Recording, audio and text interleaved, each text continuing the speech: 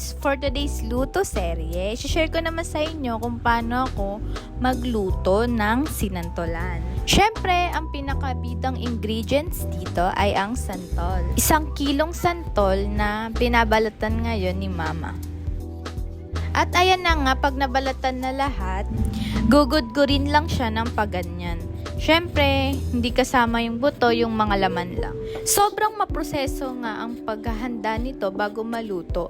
Pero worth it naman kapag naging ulam mo na. At may katulong din naman ako, si mama at kuya. So ayun na nga, babanlawan na nga itong pagkatapos gudgurin lahat. 3 beses nga itong babanlawan at ito na nga ang panghuling banlaw ni kuya ng santol. Banlawan ng maigi katulad nito. At saka, pigain ng maigi para mawala yung mga tubig na na-absorb. Itin lang ang proseso hanggang sa maubos ito at salain pagkaunti na lang ito. At magiging ganito na nga ang itsura niya. Dahil wala akong pang mash, kutsara na lang gagamitin ko para mahiwa-hiwalayin yung mga nagdikit-dikit na santol.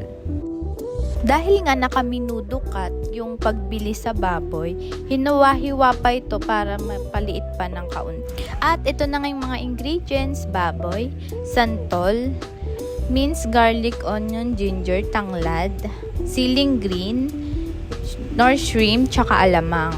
At yung gata pa pala. Nakalimutan kong videohan. At yon, naglagay na tayo ng mantika sa kawali kasi magigisa na tayo ng bawang. At isunod na yan agad, sibuyas.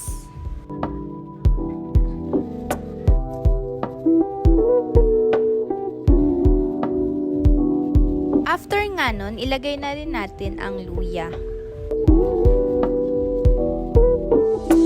Unting halo, isunod na rin natin ang alamang.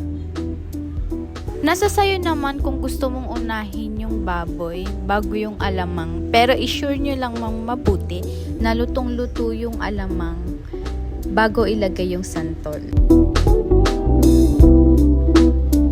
Kapag ganyan na nga ang itsura, pwede nang ilagay ang baboy.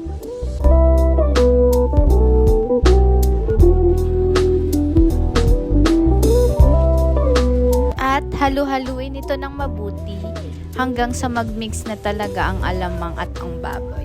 At saka ko na ito tatakpan at hahayaan ng 3 minutes. After 3 minutes, pag ganito na nga ang tsura, medyo nagmantika na siya, i-mix siya ulit ng mabuti. At saka ilalagay na ang santol.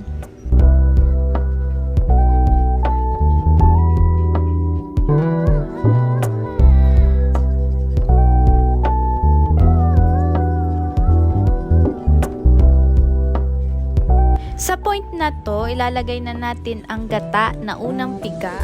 Nilagay ko ang gata side by side para mas mabilis ma-absorb ng santol ang gata. Saka ito hahaluin ng maigi. Share ko lang, unang natikman ko tong ginataang santol or gulay na santol sa mama ng friend ko. Nung natikman ko to, sobrang nagustuhan ko talaga kasi sobrang sarap. Kaya ayun, nakailang dala din siya sa bahay. Pag tuwing ito yung magiging ulam nila, dinadalhan ako. Salamat, Nay. Isa kang tunay na kaibigan. At dito nga, naglagay na ako ng tanglad. Biglang nawala yung lights ko. Pero carry pa rin naman, malinaw pa rin naman siya. Ayun, halu-haluin ulit ito. Ilubog yung tanglad para lumabas yung aroma niya. Sakat ito tatakpan at hayaan ng 10 minutes. After 10 minutes, another halo ulit dito.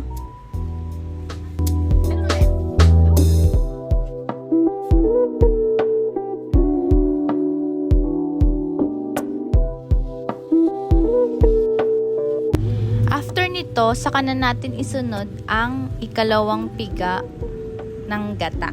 At dito ko na rin ilalagay yung shrimp cubes. At takpan. At syempre, another paghihintay na naman ng 20 to 25 minutes. And charan! Ganyan na yung magiging itsura niya. Medyo natuyo siya kaya nilagyan ko ng 2 platitong tubig. At nilagyan ko na rin ng powdered na paminta. Kaya naging pink yung tubig kasi yun yung pinaglagyan ko ng alamang. At dito mukhang luto na mga sila pare-pareho. Kaya nilagyan ko na lang din ng patis. pampalasa. Tinansya ko lang ng isang sandok.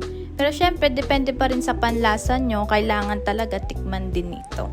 At last, ilalagay ko na ang sili. At halu-haluin na nga ito ng mabuti para maganda ang combination ng mga nilagay ko na pampalasa. At syempre, sumarap. Yun naman yung goal natin sa pagkain, di ba? Yes! At yun na nga, luto na. Tinikman ko na yan. Bale, okay na sa akin yung lasa. Ano naman kaya ang reaksyon sa luto ko ng mga kasamahan ko dito sa bahay? Panoorin natin!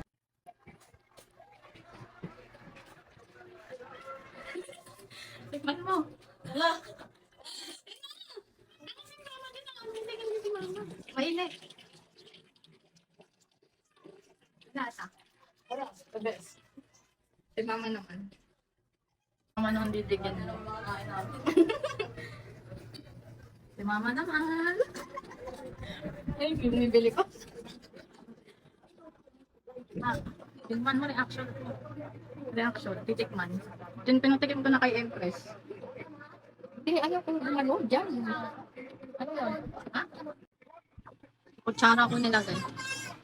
Kung anong lasa. Hawakan ko. Anong lasa? Sarap. Sarap yun! Ano? Anong lasa? Ano ba rating? 1 to 10? Ano ba yun? Ano ba? Sabihin mo. Sarap. Feedback. Okay, sarap.